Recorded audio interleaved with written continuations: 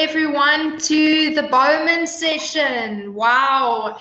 Can't believe it's finally time. Hello to all our attendees and hello to Botlale, our speaker from Bowmans today. Botlale is the head of graduate recruitment at Bowmans. She's been there for 6 years now. And she previously worked at Investec and Standard Bank corporate and investment banking. So she's very well-rounded. She knows what she's talking about. And yeah, let's do it. Let's smash this. Hello, Botlale. Hello, Casey. Thank you so much for that wonderful introduction.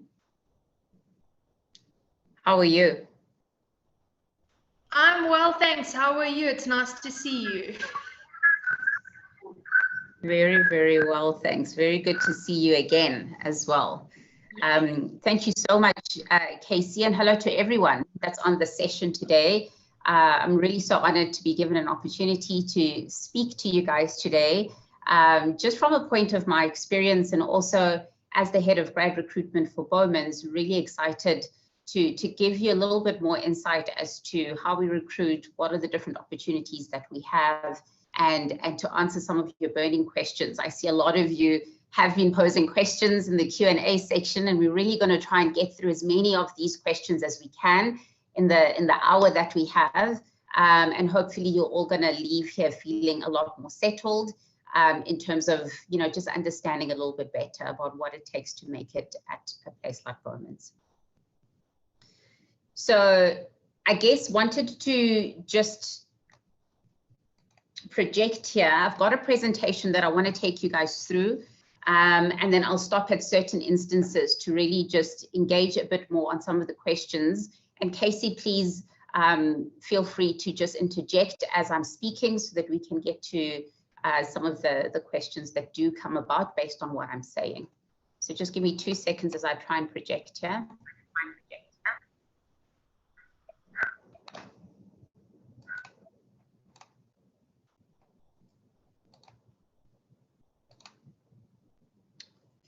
Do let me know as soon as you start seeing this.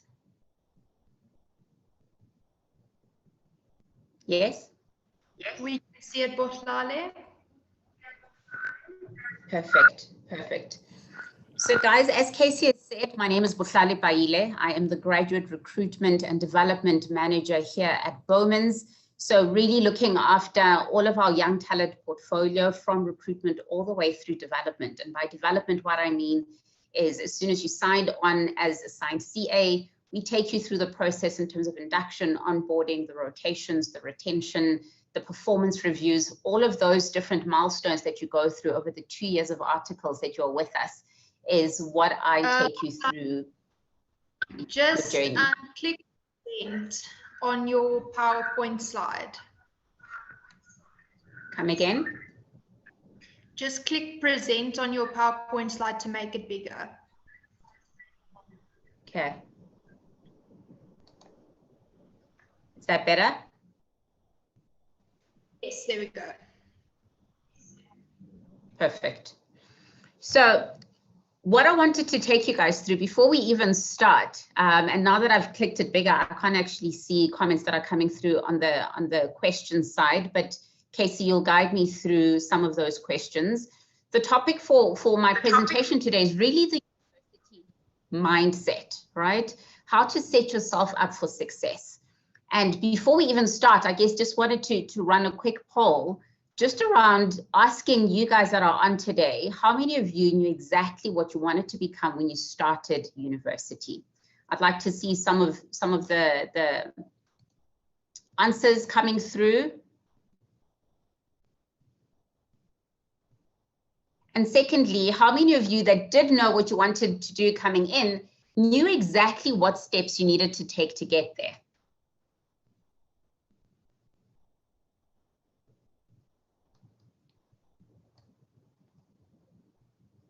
I can't see any of the responses coming in.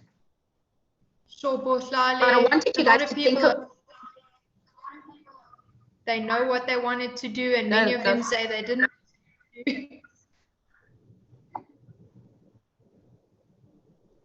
And many of them say that they didn't know what to do. So having a lot of response. And that's very common. And that's very common, guys. So don't feel alone in not knowing what you want to do. But very interested, those of you that knew what you wanted to do, did you know and have a sense of what you needed to do to get there? Right? Did you know going in that, okay, this is the career I've chosen, therefore I know that in 2 years' time, these are the different opportunities I can do as an undergrad. These are the opportunities as a postgrad. This is what they're looking for. These are the law firms or the companies that I wanted to work for.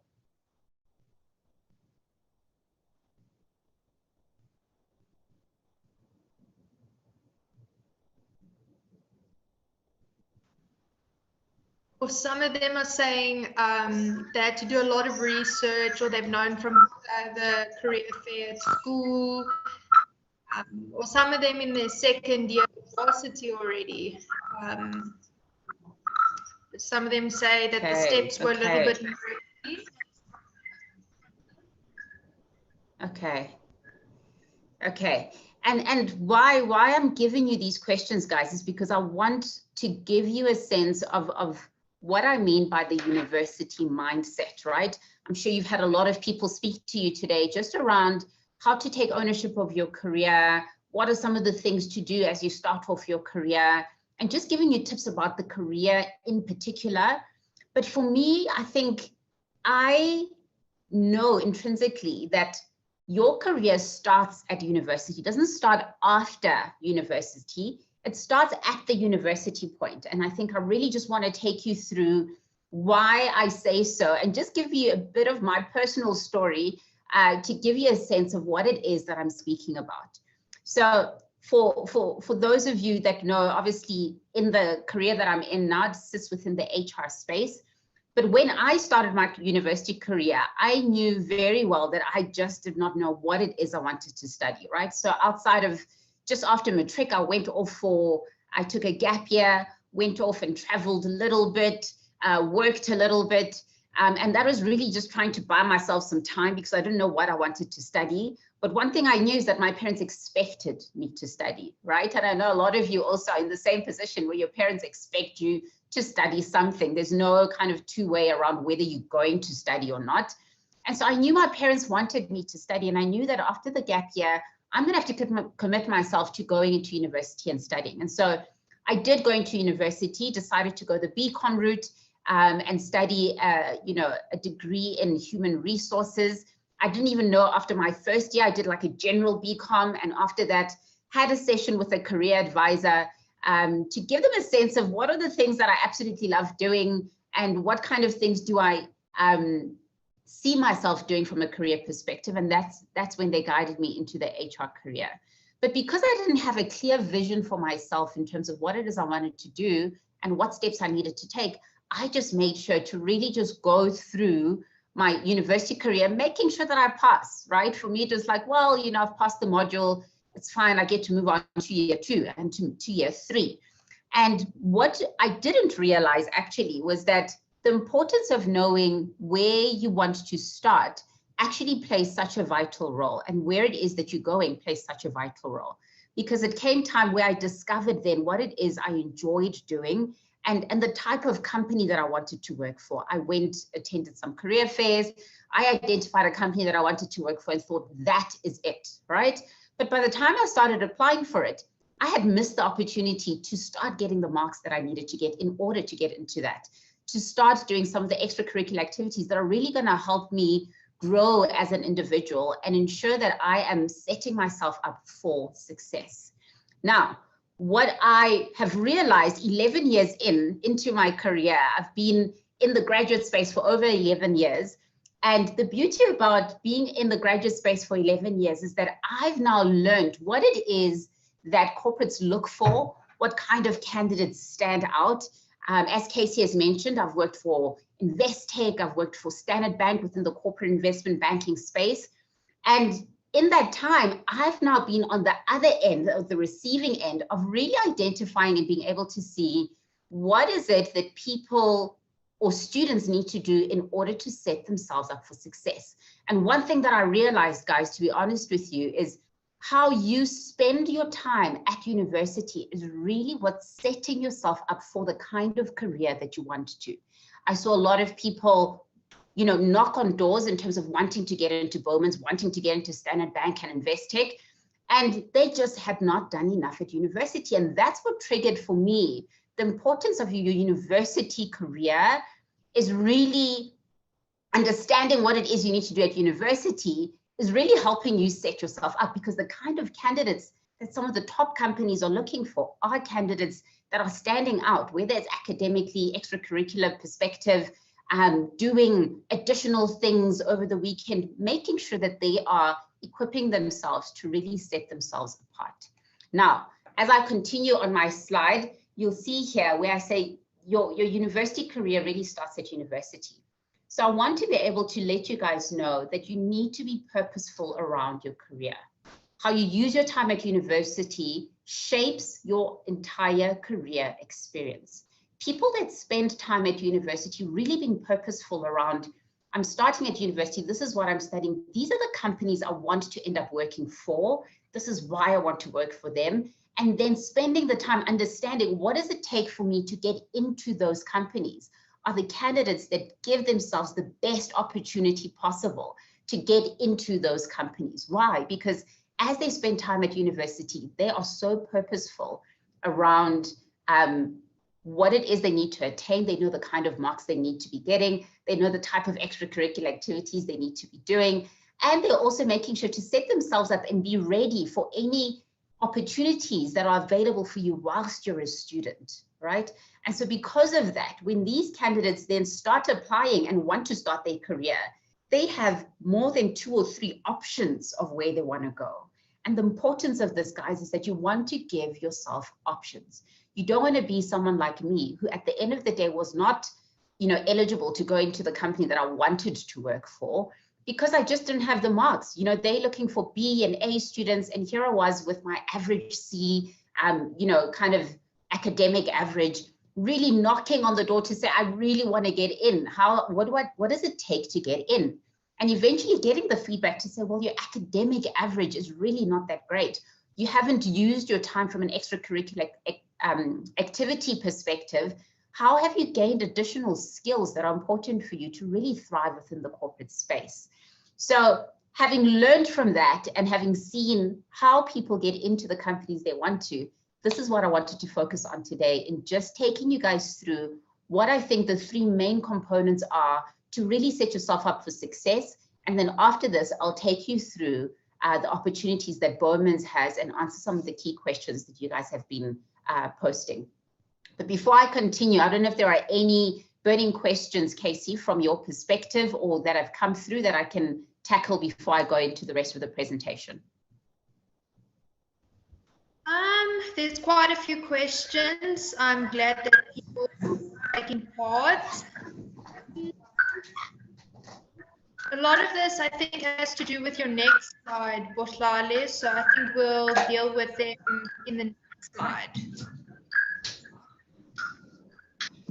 And by next part, you mean the opportunities from a Bowman's perspective, hey? Yes, yes.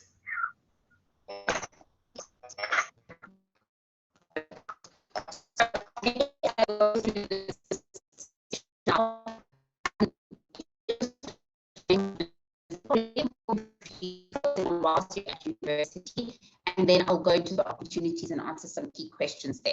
So the main thing that I think is important, and what I've seen over time and over experience, is really focusing on your grades is really important, guys. And I think the reason why this is so important, and the question comes up time and time again around, why does Bowmans focus so much on marks? Why is that the most important thing? How about looking at other additional things that I'm doing instead of just zoning in on the marks, right?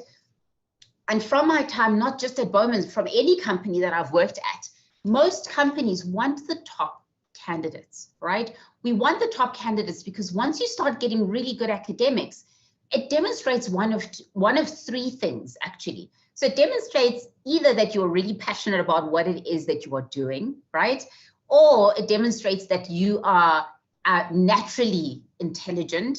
And if not any of the first two, it really demonstrates that you are a hard worker, right? A lot of you know to get some of the top marks, it takes a lot of work, it takes a lot of effort, right? And if you're the kind of person that's able to, you know, set your mind on whatever it takes for me to achieve what I need to achieve, I'm willing to do it, right?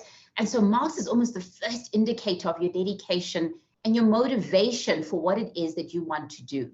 And for a lot of people, you know, marks at the end of the day, we, for instance, at Bowmans, receive over 3,000 applications just for our candidate attorney program each year. And at the end of that, we only take 40 candidates across all the different universities and across different disciplines as well, right? We take candidates that have a BCom LLB, a BA LLB, a straight LLB. Those are some of the things that we look at when we are assessing candidates. And so the first natural thing to look at is to look at who are those that are performing well academically. And so that's why the focus on marks is such an important thing, because once you have good marks, it really sets you apart to at least getting an interview. And then at the end of the day, that interview is what gives you an opportunity to then you know, position yourself as the best candidate for that particular company.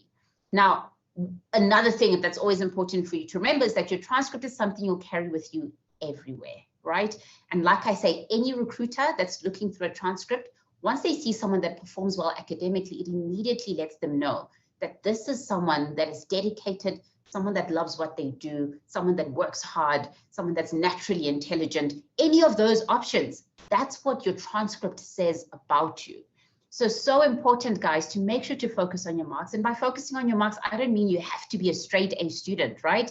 You can have a combination of A's, B's, C's, but be consistent. I think the one thing that's important, always be consistent in your marks. You can't have 1 year where you all the way up, another year where you are now failing some, another year that you're coming back up again. And if that is the cycle in your transcript, be sure that you know the reason why, because if you do get an opportunity to be interviewed, you'll definitely be asked what's happened in your transcript. 1 year you've done well, 1 year you haven't, and there has to be a really solid reason for that. So that is why focusing on your grades, I think, is the #1 most important thing and something that you guys need to be mindful of. The second thing that I think is absolutely important is really sharpening some of your non-academic skills. So as much as we look for academically inclined candidates, it's important for you to start knowing what kind of extracurricular activities do I need to be doing in order to set myself apart, right? So in my view, extracurricular activities are things that you need to be passionate about. So I'm not going to sit here and say you have to be part of the Mood Society, you have to have a part-time job, because I understand that people's inclinations to certain things are different, right? And you need to develop as an individual, and you need to be able to indicate and show how diverse you are as an individual. And so for that, I think I always tell students, do something you love to do something that you are naturally inclined to do. Because remember, this is something you're going to do over and above your studies. And so it's important for you to always be mindful of, how am I spending my time, and is that something that's conducive for me? Why are extracurricular activities important? Sorry, I'm just hearing an echo. Casey, is there anything you want to ask? Yes, I just wanted to ask the audience, it doesn't have to be an extramural, it could be like a hobby that you do to keep yourself busy after you finish studying. Like, for example, I like to draw. So I'll study and then I'll draw. You know, you got to have that balance. And I see a lot of people are saying that life happens while you study, so you don't always have time for extracurricular activities. But I get that. But you can still do, like, I don't know, take a walk, like if go sit in the garden. That also counts as extra curricular activities. I mean, you could go to a book club or something like that. So I just wanted to ask the audience, what do they like to do after they study?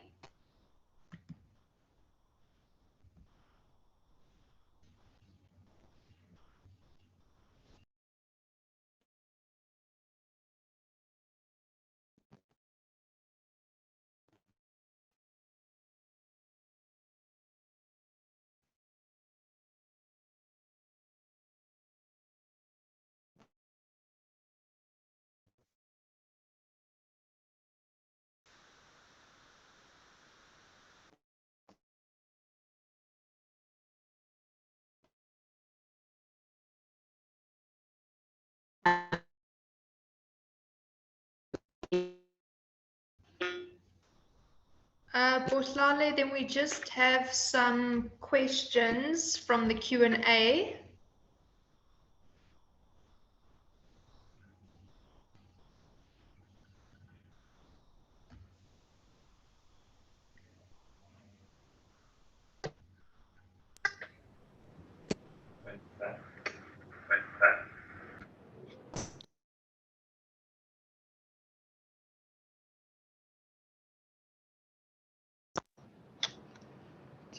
Hi, everybody. It looks like we've lost Bukhlale's sound. Bukhlale, can you hear us?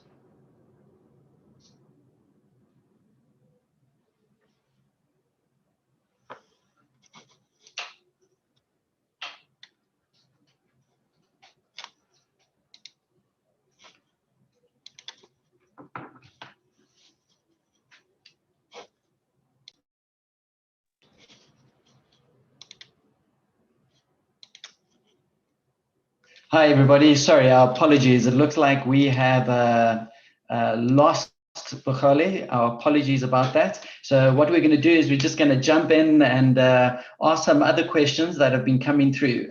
Casey, first up for you, what has been the thing that stood out for you most about Bukhlale's session? Oh, wow. Maybe just her energy. She's got such a lively, fun energy. She doesn't feel like a old corporate person. She's on it. She knows what she's talking about. All right. And Casey, just another question. You are actually doing an internship at a law firm, if I understand correctly. So you're studying and working. How did you crack getting an internship? Wow, socializing, if I'm going to be very honest. I met my boss at a braai and we were just talking. I told him what I was studying, that I'm interested in looking for work. And he just said, well, we need someone, so you're welcome. So that's how I found my job. It did help that I was a grad star. It helped a lot. Right. So okay, so let's Casey, let's pick up on that. You say you're a grad star. Obviously, that makes you stand out. What is grad star? How did it make you stand out? wow, well, it was a long process and it was very exciting when I got that email. Yeah, you made the top 500, sorry. So GradStar basically, you're part of the top employable youths in the country. And Laura, who's very helpful, she's from Black Park Productions. Like you get an email in the beginning and they ask you like the personality test almost. And it's basically you meet people. Like I've made so many friends through GradStar in different industries and studying different things that it just opens your doors. GradStar opens every single door that you thought was locked, and it's just an amazing opportunity for everyone who registers. So I really recommend it. Brilliant. Okay, so Casey, just so everyone knows, we are looking for Bukhlale. Our apologies. I think her internet might have dropped off. So we are going to find her and bring her back on. Bukhlale, if you are there, please just jump straight back on. I think I can see her coming on. Casey, let's quickly talk. Sending a CV, now that you're actually working in a law firm, what would be one thing that you would recommend now that you've been inside a law firm that would make you stand out to a law firm? Wow, I think the big thing is you have to have a work-life balance. It doesn't help you are so academic that you don't have something to go home to. You need to, it's very important to balance it. It's very difficult to be too academic and too into your work. And it's also very difficult to be too laid back and then you can't do your work. So I think to stand out, you have to be a well-rounded person. All right, I think we've got good news. It sounds like Bukhlale is back. Bukhali, Wonderful. welcome. It is fantastic to have you. I'm going to hand straight back over to you, lovely ladies, because no one needs to see this guy. So thanks, everyone, for our technical bearing with us through the technical difficulties. Bukhali, over to you. Thank you so much, Peter, and thanks for holding it down. I'm back in again, and hopefully you guys can hear me clearly, and hopefully I can then just continue with the presentation. I think I came in at a time, Casey, where I heard you just speaking about being a well-balanced individual, and I think that is certainly very, very important because, you know, as much as we say academics are important, it's important for you to be balanced, right? And I think it's important for you to be able to juggle between doing well academically, but also giving yourself some rest, and also giving you some time to also do some extracurricular activities as well. Can you still hear me clearly, Casey? Yes, perfect. Okay, perfect. Let me try and share my screen again.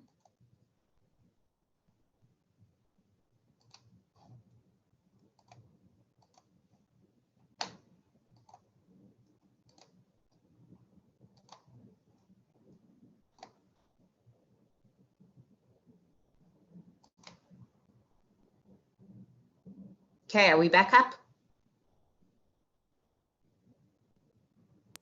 We are. Perfect.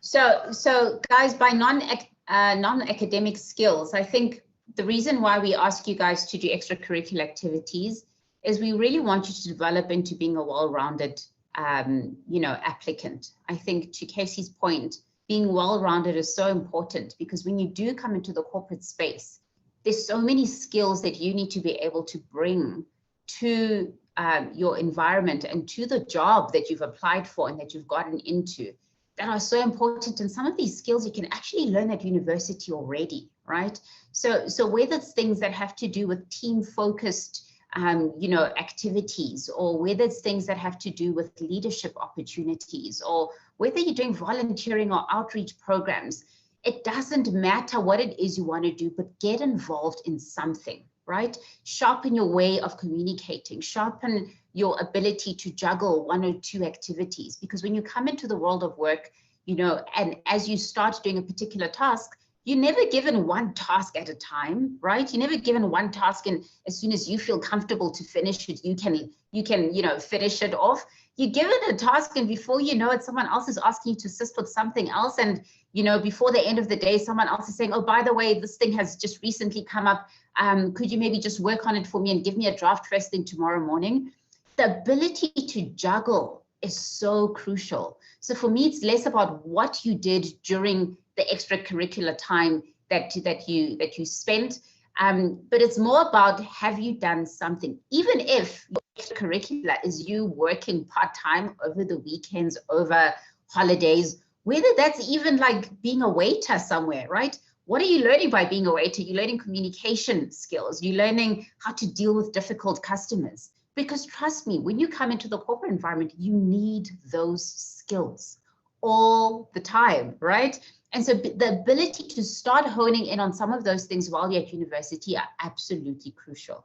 Now, one thing that I wanted to maybe give you a sense of the type of people that come through to Bowmans, these are some of the identifying activities that really speak to us and maybe go quite a long way. So if you're a mentor or a tutor, during the time that you are at university, that's a great skill, right? For you to be able to learn how to transfer some of your knowledge to other people and really help someone else on their journey. If you're part of Alan Gray Orbis Foundation, you know, if you're part of Golden Key membership and society, if you're doing moot, right? Because that is specific to more of the law stream, that's a great skill for you to be learning. If you're part of the LSC or you're part of some, you know, SRC committee in the time that you're there, societies that you guys have available within the stream that you are in, get involved in some of those things. Make sure that you're using some of your June, July, and December holidays to do some VAC work, to do some job shadowing. Get yourself out there and be curious. Stay curious about your career and stay curious about what it is that you need to learn to really set yourself apart. Even if you want to do, if you're a sports person, right? You love playing soccer, you love playing netball, you love playing tennis, and that's what you use your spare time to do, fantastic, right? Because it takes a certain level of discipline and it takes a certain level of determination to be able to do well at a particular task and be able to still do well academically. So that is why using your time at university to sharpen those non-academic skills really is something that then sets you apart. Now, I want to, before I move on to being curious and what that's about, I want to put it out there that even if we've had people that come through on our selection day process that are straight A students, right, for 3 years running, I've seen a transcript for 3 years running, absolutely an A on everything but one thing that was a B. And if you ask them what their lowest moment was, it was that B, right? So there's people that come through and they've got straight A's, but they haven't used the time to develop any interpersonal skills, any team working related skills. And as we assess them throughout our selection day process, we can see this, right? We see it in how it comes out in the team activities. We see it in how it comes out from an emotional intelligence perspective, or their ability to manage conflict if they happen to be in an activity where someone else disagrees with them. We see those things come out. And so, yes, it's great, you've got straight A's on your record, but if you struggle to work with other people, that's just a no-no for us, right? Because you're going to come into this environment and it's expected for you to work in teams. It's expected for you to work with other people. And if you're not going to use your time, if you haven't built that skill already, that is something that we do look at. And we have rejected people with straight A's that have come through on our selection day process because they just don't meet all the other requirements. So yes, academics is important and gets you in, but all the other skills that you gain during university are things that are really going to set you apart during that session, because we look for someone that's holistic. Now, in closing, staying curious really means understanding the qualification that you are studying, making sure that you've done research about your career, understanding what is the timeline in terms of applications, what are some of the opportunities that I have as a candidate, as a student at university, right? And this really goes a long way, and a lot of this information is brought to you guys. You guys have university career fairs. Attend career fairs, get acquainted with what companies are actually hiring within the discipline that I'm studying in. And by understanding that, you then need to start asking the right questions. Don't just go to a stand at career fair and ask for the freebie, right? I've seen lots of students that just come there, they'll ask you some silly question about something unrelated to what they should be asking about. And at the end of the day, they're like, okay, can I have a pen? Can I have this? Can I have the sweets? Can I have a water bottle? Career fairs are not a time for collection of stationery, right? That is not what your focus should be at career fairs. When you go to a career fair, you need to ask the right questions. So before you attend a career fair, do research on which companies are coming. What do they have to offer? If there are any gaps of knowledge that you haven't found from the website, when they come onto your campus, ask those questions. Ask about what kind of development program do you guys have? What opportunities are there for growth?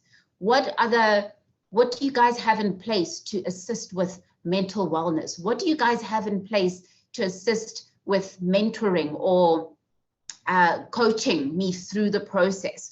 What does the program actually entail, right? Because those are the things that are going to be fundamental to you within your career. And so when you come to a career fair, use the opportunity to ask the right questions so that you know exactly what it takes to get into the companies that you want to get into. Now, I'm going to move on because I know this is where people just have a lot of questions around the different opportunities from a Bowman's perspective. But I really think we have some Casey, questions from our student attendees.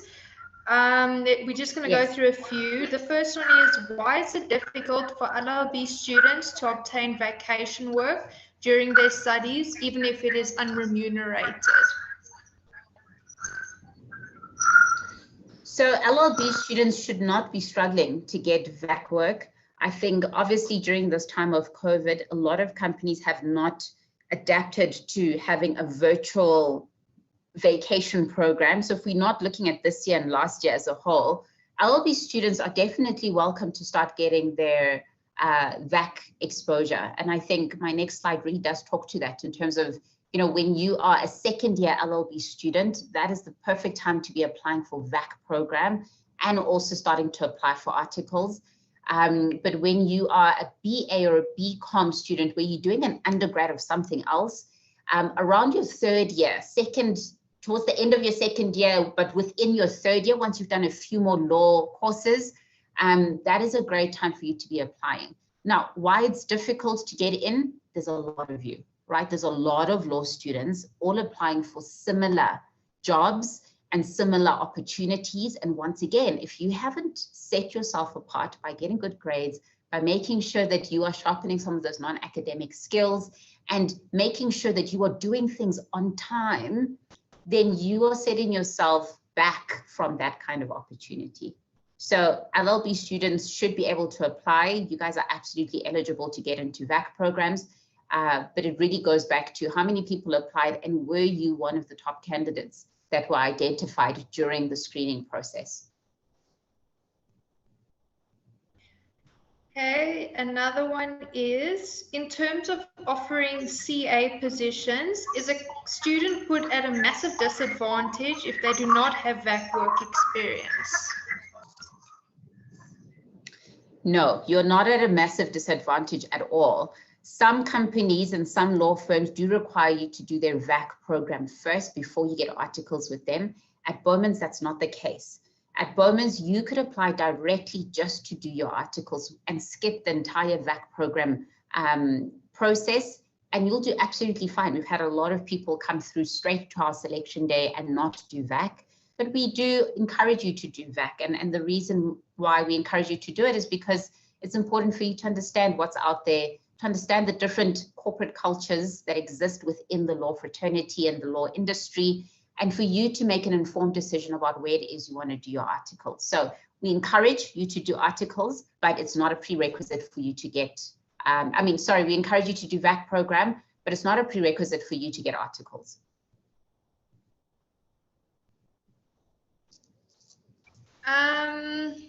We got a question from Muketsi. Boslani, can you please define or outline the 3 qualities of a holistic, well-rounded student? Sorry, you were breaking up there, Casey. Sorry, my apologies. Can I define? Can you please outline or define the 3 qualities of a holistic, well-rounded student?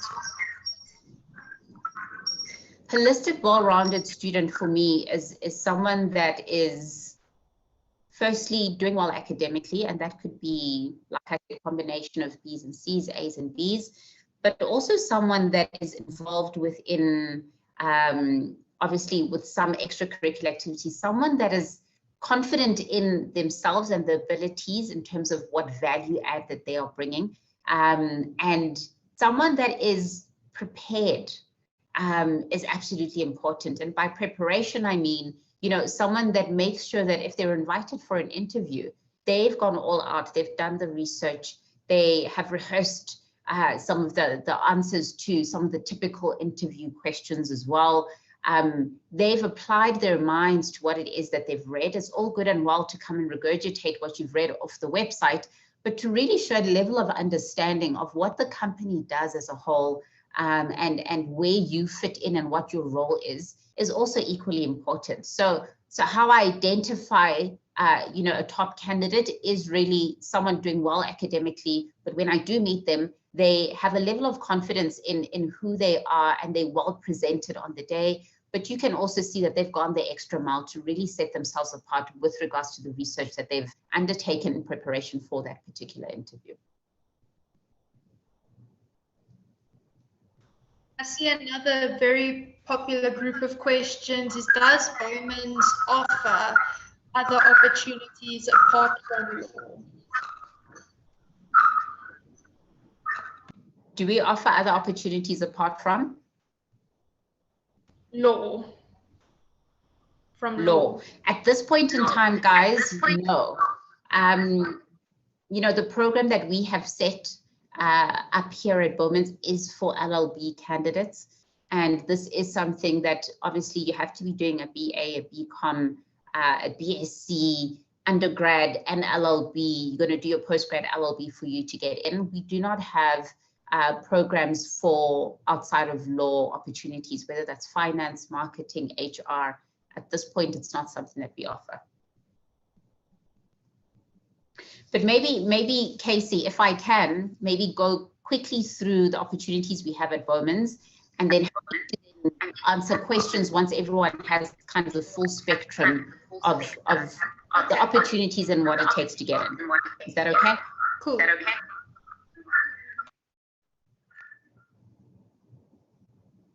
Awesome. Cool, no problem. Sorry, there seems to be a delay. So guys, let me take you through some of the opportunities we have at Bowmans and talk you through it. And then at the end of the slides, then I'll give you an opportunity to ask as many questions as you want. So we obviously have our CA article program, which is a 2-year training program, right? At Bowmans currently, we have 4 rotations. So every 6 months, you rotate to different areas within the firm. We have a number of different practice areas within the firm, from corporate practice areas, banking and finance, dispute resolution, and so many in between that. And so you get to spend a whole 6 months in one of the areas that you would like to be in. And a lot of it is suggested by you. We don't set your 2-year plan ahead of time. We collaborate with you to understand where it is you want to be and try by all means to give you opportunities in the areas you'd like to get exposure to. We obviously have the in-house PLT training. So that is something that you guys will be that you are familiar with. We do it in-house, and we get, you know, some of the professors and the trainers to come through and do that here. We also have personal development sessions that really help you guys. We do have coaches that we assign you to as you join at Bowmans. And one identifying factor really about the Bowmans program is our high retention rate. Over the past 5-6 years that I've been here, we've really aimed to retain no less than 85%. We've averaged at around 92% from a retention perspective. So if you do the maths, I mean, you know, out of the plus minus 40 candidate attorneys we take each year, we only let go maybe of about 4 or 5 of them. And so that for us is really something that really talks to how important this program is for us. We're not looking at it as someone to just come in and fill some of the junior responsibilities and admin responsibilities. We're looking for people that are really going to become contributing members and future partners of the firm. And so we take this process really, really seriously. From an applications perspective, we open all year round, but the one caveat I want to tell you guys about is that we open and start hiring 2 to 3 years ahead of time, right? So currently in this year of 2021, we are open for 2023 and will soon be opening for 2024. So if you're someone in your final year and looking for articles next year, within the top 5 law firms, it's generally late if you're already in your final year. You need to start applying at least in your 2nd or your 3rd year and not wait until your final year to start applying for articles. So applications are open all year round, and they close when we are full for that particular year. So currently we are still open. We are almost halfway there for 2023. 2024 will open after the June, July holidays. And all our applications take place online. And so you guys will see that. From a virtual VAC perspective, we will be giving a 1-week virtual program. And this is going to be a lot more engaging than what we currently have in terms of our virtual experience program, which I'll speak to just now. So this will be a simulation of what you would otherwise be doing if you came into the company and you had a week to spend with us. It will allow you great exposure to the firm. You'll be involved in some individual and group activities as well. And in the process, get exposure to our culture and our values and what it is that Bowmans really prides itself in. And hopefully, obviously, at the end of this, you will have gained some really important practical legal skills. Applications for this have already closed for the June, July virtual vacation program. But if you're interested in applying for the one that we run over December, January, applications will open on the 1st of August and close on the 31st of October. All of this takes place online. A lot of you that are obviously already on Leaply and on Leaply's platform, all our opportunities are on there, and you can go and find the ones that you are interested in. We also have a bursary program which we run. We do offer it to high school students. Grade 11 results are what you require to apply. I know a lot of you on here are probably not high school students, but for those of you that have siblings that are maybe thinking of doing the law career, know that Bowmans does offer to high school students. We obviously use your grade 11 results to apply, and then we go into grade 12 results for final confirmation of you receiving your bursary. It is only for those that are obviously wanting to pursue a career in law and study an LLB qualification. Our minimum academic average is 70% to get in, and to maintain your bursary with us, you're also expected to maintain the 70% average. We do also offer to university students, so anyone that's currently studying towards your LLB qualification is also eligible. Once again, the 70% academic average is what's important, and applications also will take place online on the same platform, opening from the 1st of August to the 31st of October. Now, one thing that we've been running for majority of this year is the virtual experience program, which a lot of you will know about, right? So this is a fully online program. This is very different to our virtual vacation program. The virtual experience program is something we put together in the year of 2020 when we realized that how can we start giving skills to law candidates so they have a feel of what it takes to work at a place like Bowmans and to gain the type of skills that you need to become someone that becomes a partner in a corporate law firm. So the virtual experience program is something that is hosted on a platform called Forage. And on the Forage platform, you are able to do 5 different activities that span over 5 different practice areas that we have here in at Bowmans. And you get to almost have a simulation of what it would be like to work here, right? So for taking one of the examples, if you're doing the M&A experience, you then listen to an instruction, which is done by video from one of our senior associates that's talking you through what the activity is going to be and what they expect of you to do. You then get all the resources that you need in terms of the documents. We guide you in terms of links to the research that you're going to need to undertake this particular task. You go away and do that. And when you are done, you submit it back into the same platform. Once you've successfully submitted it, we then open up the final video, which talks you through what the model answer actually is. And so this gives you an opportunity to really check in terms of what it is we're looking for, what it is that you've done and where the gaps are. And that's where the learning starts to take place. So that is really something that is important for you to get exposure to, because I think you can really gain some crucial skills here. You do get a certificate of completion, and it is available all year round, and you can do it at leisure. There's no time frame to it. We will close it obviously at the end of December. And if we do renew it, you'll know through social media that we have reopened it for the following year. So those are the opportunities that we have at Bowmans. And I think really, guys, once again, in the spirit of staying curious, make sure that you are taking part in all the different opportunities that are available for you. And this is definitely one of them. So do make sure that you're taking part in that just to upskill yourself. It is something you can add onto your CV as well, and is something that will give you a great opportunity to just learn more. So that's it from me. As I said, I do use a lot of my social media platforms to really share a lot of information about what it takes to get corporate ready and what it takes for you to really set yourself apart as a candidate attorney and as a student within the market at this point in time. So thank you so much, guys. This is all I had prepared, and happy to continue taking on questions going forward for the remainder of the time that we have. Awesome, Buhlali, that was amazing. Thank you very much. We have a lot of questions. So let's just start off. From Lucia, she asks, if one does the virtual experience offered by Bowmans currently, does that set you apart since you receive a certificate from Bowmans afterwards? So it really is a great indicator of your level of proactivity and your level of curiosity around learning what it takes to make it in a place like Bowmans. But that is something that we obviously look at in conjunction with every other skill I spoke about earlier. So you do still need to be getting relatively good marks. You still need to be doing some extracurricular activity in conjunction with that. So you can't come with a 50% average and say, well, I've done the virtual experience program. Can that set me apart, right? So yeah, in conjunction with everything, definitely.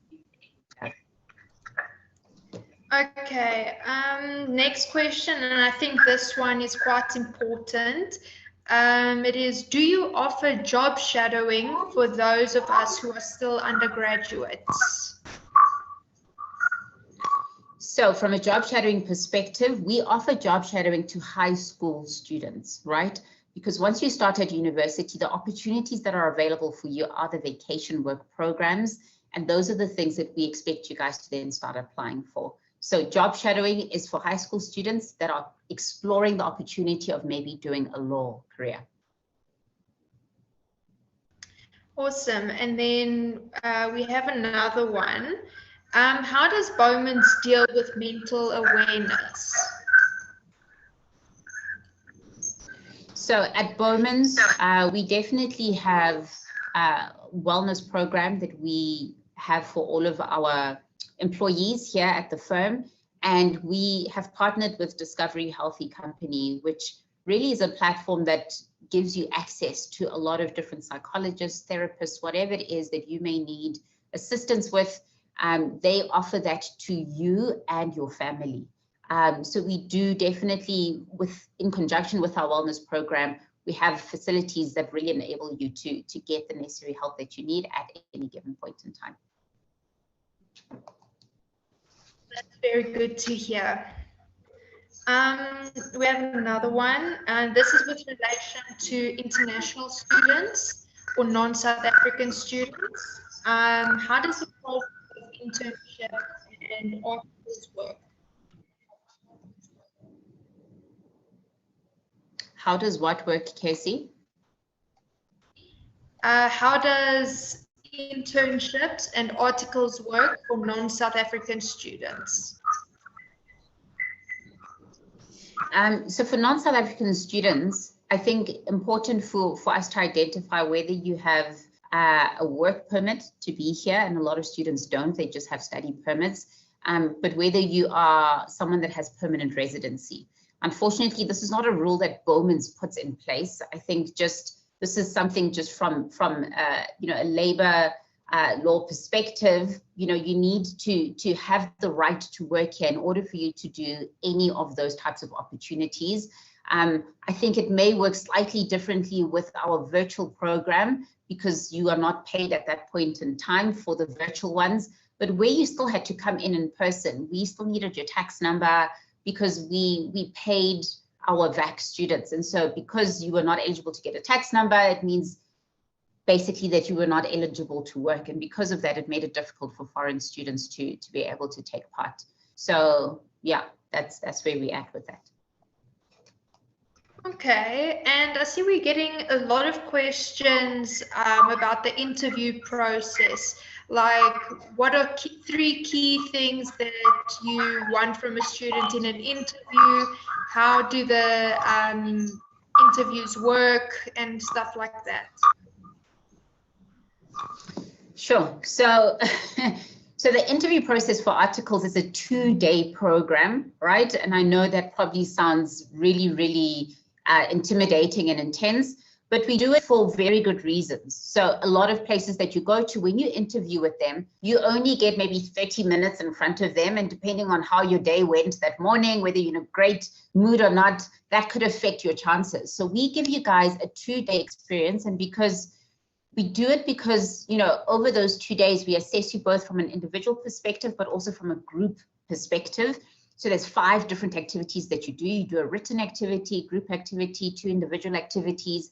And during those activities, you are observed by different partners. So at the end of the 2 days, we have at least 8 to 10 partners that can sit and vouch for you based on their experience with you. But it also gives you an opportunity to really just make up certain sessions, right? So if you feel like one of them didn't go too well, you've still got 4 others to go through, and you've still got 4 others to really pick yourself up and do the best that you can. And so in response to what it takes to stand out in an interview process is really preparedness. You guys need to be prepared for interviews. You can't just rock up for an interview and decide that you're just going to wing it, right? There's so many different aspects that you can prepare on ahead of the interview. And part of it is really just understanding what it takes to stand out in an interview process. What are the key questions that I'm going to be asked, and have spent time thinking through some of those, right? So that when you are asked those questions, you seem like someone that's prepared, that's done the research that's necessary. Important for you to be confident. And I know that's sometimes difficult to say. And confidence, what I want to say, it doesn't mean that you have to be an extroverted person. Even if you are someone that's introverted, you can display confidence, right? So confidence is really just when you do speak up, are you saying something of substance? Are you adding value to the conversation? Because there's a lot of people that are extroverted that don't have any way of stopping themselves, and they just speak over other people and all of those things. And that doesn't necessarily demonstrate the type of personalities and characteristics that we are looking for. So confidence is not about being extroverted. It is just about coming there, knowing that you've prepared and knowing that you are sure of what it is, the research that you've done during the time. Wow. That sounds like a very interesting interviewing process. Another question that we have, and I think this one is very important, what are the chances of growth for candidate attorneys at Bowmans? This relates to another question when they ask, when you choose associates or partners, do you choose from your candidate attorneys or do you bring new people in? So because of our high retention rate, like I said, we try as much as possible to convert our candidate attorneys into becoming associates and really help them throughout the path of becoming an associate, senior associate, and then going into partnership. So the one thing that we do, sorry, what was the first question again? It is, what are the chances of growth? Okay. So because of that system that we have, your opportunity for growth is exponential, guys. I think really what identifies someone that grows exponentially in this environment and others that don't is your ability to own your career, is your ability to come into a rotation or practice area.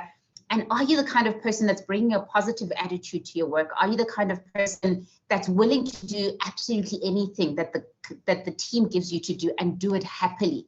Or are you going to be someone who's going to be disgruntled about, well, why should I be doing the printing? I didn't study for 5-6 years to come and do printing. Why should I be doing this? And therefore, because of that, you kind of do a subpar, piece of work, because what you don't realize is that how you do the little tasks that are given to you really is what sets you up for doing even more substantive tasks. If you're able to do a bundle, so put together a file, the printing, the paginating, the indexing, if you're able to do that excellently, right? The partner or the person that you are reporting into is going to be that much more confident about giving you something a lot more complex than that.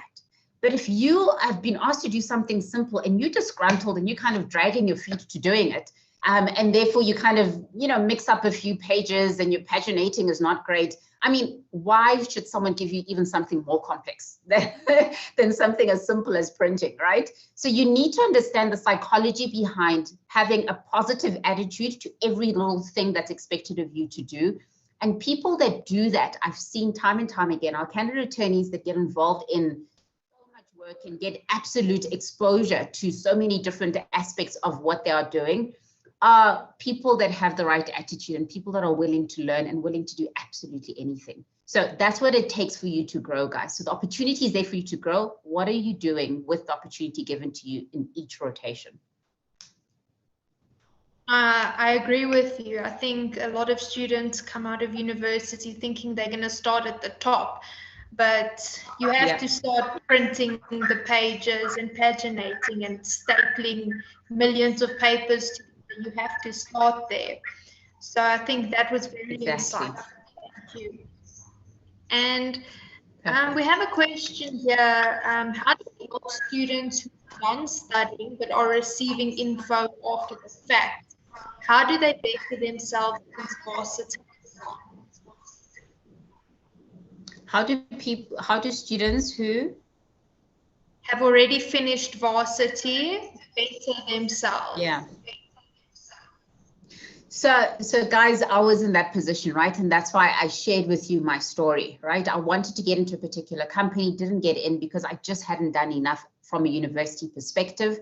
And for me, the biggest takeaway and what's allowed me to 10 years later be heading up grad recruitment at one of the top firms in the country is really just changing your attitude once again, right? So how can I take on certain opportunities that may not be the start I want, but I want to build myself to the point where I want to be.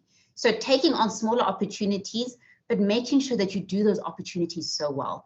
How I got from not getting into the company that I wanted to and starting right at the bottom is really just still being positive about it, still saying, okay, how can I apply to some of the banks that take on in-house legal graduates? Look out for different grad opportunities across other companies that do take law students. Start applying for that.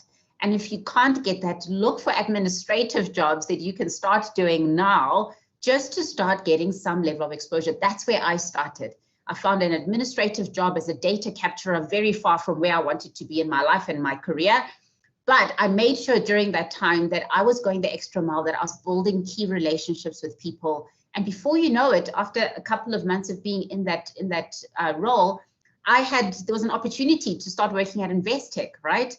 And I learned everything I learned being a data capturer in that time. I was able to translate that from a skill perspective. And then, from one thing to another, Investec to corporate investment banking to where I am now, it's really the attitude that you carry with you. So stay positive about the opportunities that are out there and make the most of any small opportunity that's given to you, because that's really what's going to set you apart eventually. True. We're going to have one last question and then we have to wrap it up. I can't believe it's been an hour already. Wow. So our last question is, would a legal internship be more advantageous than back work? No, either of them are really important. I think a legal internship, you probably have a longer time spent doing that. And that on its own is just going to give you a bit more time in the seat in terms of practical work experience. But there's no opportunity that gives you more of an advantage over someone else. So even if you've gone and studied an LLM, it doesn't give you more advantage to someone that's done an LLB, because you're all starting on exactly the same playing field. So it's great to have, but it's not something that's advantageous in terms of getting you in. Yeah. Well, thank you so much, Bohlale. I'm sure you've inspired many people. I can see here on the chat, everyone is very inspired by you and you've given them the right direction.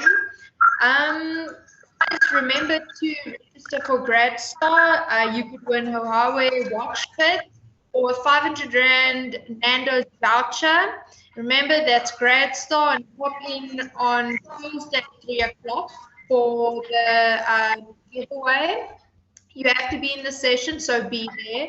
And yeah, thank you so much, Bohlale, and we would just like to thank our overall sponsor, Investec, and thank you, Bowmans, and thank you, Bohlale, and yeah, thank you so much.